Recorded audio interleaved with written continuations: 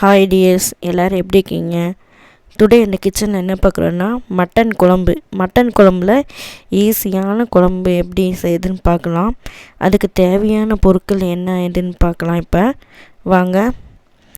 அதுக்கு நம்ம வீட்டிலே செய்கிற மசாலா பொருட்கள் மட்டுமே. இது காஞ்ச மிளகாய் 3, மல்லி ஒரு 2 ஸ்பூன், பெரிய ஸ்பூன் அளவில் எடுத்துக்கோங்க. அப்புறம் பட்டை 2 துண்டு, கிராம்பு 3, சீரகம் 1 ஸ்பூன், சோம்பு 1 ஸ்பூன், மிளகு 1 ஸ்பூன். இது எல்லாம் எடுத்துக்கலாம். இது எல்லாம் இப்போ வறுத்து எடுக்கணும். வாங்க இப்போ வறுத்து எடுத்துக்கலாம். அடுத்தது இஞ்சி பூண்டு பேஸ்ட்டு. அது இஞ்சி 1 ஸ்பூன் அளவுக்கு, பூண்டு 2 ஸ்பூன் அளவுக்கு எடுத்துக்கோங்க. அடுத்தது ஒரு கடாய் எடுத்துக்கோங்க. அந்த கடாயில் ஆயில் சேர்க்காமல் ட்ரையாக தான் நம்ம இப்போ இந்த எடுத்து வச்சுருக்க மசாலாவை அரைக்க போகிறோம்.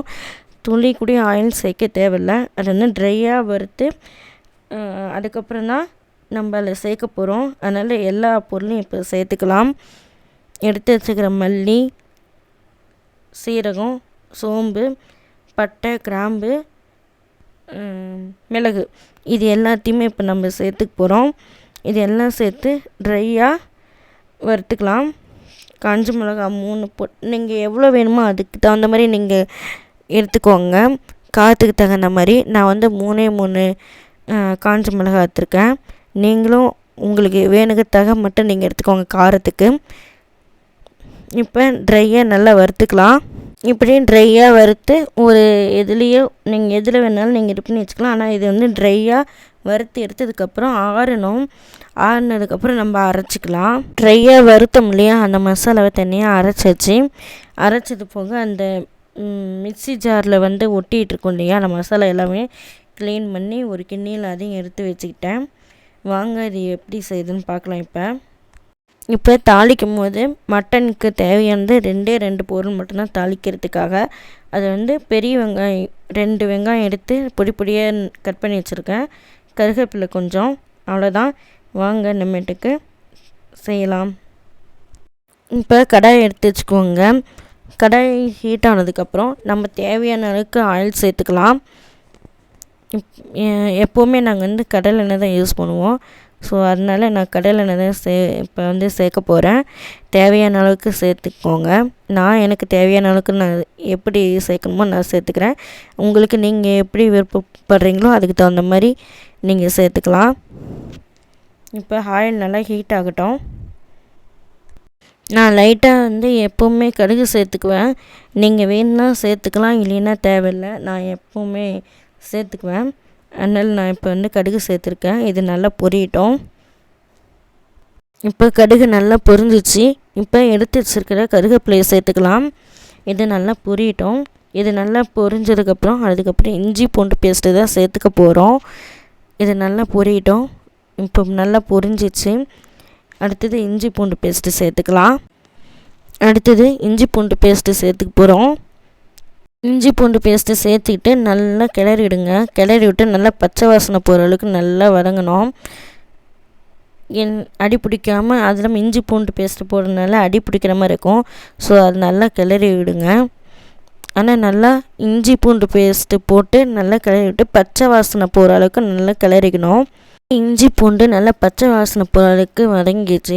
இப்போ எடுத்து வச்சுருக்கிற ஆனியன் சேர்த்துக்கலாம். பொடியை நறுக்குன பெரிய வெங்காயம் 2 நல்லா கிளறி விடுங்க. நல்லா எதுவும் வணங்கட்டும். ஆனியன் ஆனால் நல்லா வணங்கும். நம்ம இருந்தாலும் இன்னும் கொஞ்சம் வேகிறதுக்காக சால்ட்டு சேர்த்துக்க போகிறோம். அதனால் ஒரு கொஞ்சமாக உங்களுக்கு தேவையான அளவுக்கு ஆனியனுக்கு தகுந்த மாதிரி நீங்கள் போட்டுக்கோங்க. போட்டு நல்லா கிளறி விடுங்க. வெங்காயம் நல்லா வதங்கட்டும். இப்போ ஆனியன் நல்லா வதங்கிடுச்சு. இப்போ வேக வச்ச மட்டனை அதில் சேர்த்துக்கலாம். மட்டன் நல்லா வேக வச்சு எடுத்துக்கோங்க. நான் ஒரு 7-8 விசில் விட்டு நான் எடுத்து வச்சுக்கிட்டேன். இப்போ மட்டன் ஃபுல்லாக எல்லாம் ஆட் பண்ணிக்கலாம். இப்போ வேக வச்ச மட்டன் எல்லாத்தையும் இதில் சேர்த்தாச்சு. அதில் இருக்கிற அந்த தண்ணியை வேஸ்ட் பண்ண தேவையில்லை. நம்ம அதையும் இதிலே ஆட் பண்ணிக்கலாம். அதையும் இதுலேயே ஆட் பண்ணி அப்போ தான் குழம்பு நல்லா டேஸ்ட்டாக இருக்கும். அந்த தண்ணி நம்ம வெறுதாகவும் சாப்பிட்லாம், சாப்பாடு போட்டு அதை வந்து உப்பு தண்ணின்னு சொல்லுவாங்க, அதில் லைட்டாக சாப்பாடு போட்டு சாப்பிட்டு பாருங்கள், சூப்பராக இருக்கும். இப்போ அந்த தண்ணி இதில் வந்து சேர்த்துட்டேன். இப்போ வறுத்து அரைச்ச மசாலாவை அதில் சேர்த்துக்கலாம். சேர்த்து நல்லா கிளறி விடுங்க. இந்த மட்டன் குழம்பு பொறுத்த வரைக்கும் இந்த மசாலா தான் ஹைலைட்டு.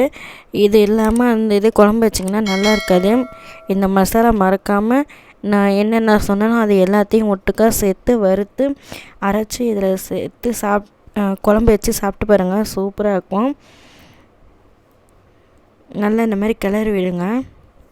இந்த மசாலா இதில் கலந்து நல்லா கிளறி விட்டு நல்லா கொதிக்க விடுங்க. நம்ம வந்து அந்த மட்டனில் இருக்கிற வாட்டரும் அது இல்லாமல் இப்போ மசாலாவும் சேர்த்தணுமா இல்லையா, அதனால அந்த காரத்துக்கு தகுந்த மாதிரி உப்பு நம்ம சேர்க்கணும். இந்த ஸ்டேஜில் வந்து உப்பு பார்த்து நீங்கள் சேர்த்துக்கோங்க தேவையான அளவுக்கு. பாருங்கள் நல்லா கொதி வர ஆரம்பிக்குது. நல்லா கொதிக்கட்டும். இப்போ மசாலா போட்டு கலக்கி இருப்பணும் இல்லையா, ஒரு 10 நிமிஷம் நல்லா கொதிக்க விடலாம். நல்லா இந்த மாதிரி மூடி வச்சு கொதிக்க விடலாம். பாருங்கள் இப்போ 10 நிமிஷம் ஆச்சு, நல்லா கொதிச்சிச்சு. நல்லா கொஞ்சம் தண்ணி வற்றிருக்கு. அப்படியே குழம்பு எவ்வளோ சூப்பராக இருக்குது பார்த்தீங்களா. அவ்வளோதான், ஈஸியான சூப்பரான மட்டன் குழம்பு ரெடி. இது சாதம், இட்லி, தோசை எதுக்குனாலும் நீங்கள் வச்சு சாப்பிட்லாம். இந்த வீடியோ பிடிச்சிருந்தா லைக் பண்ணுங்கள், ஷேர் பண்ணுங்கள், கமெண்ட் பண்ணுங்கள். பக்கத்துக்கு பெல் பட்டனை தட்டிட்டு போங்க.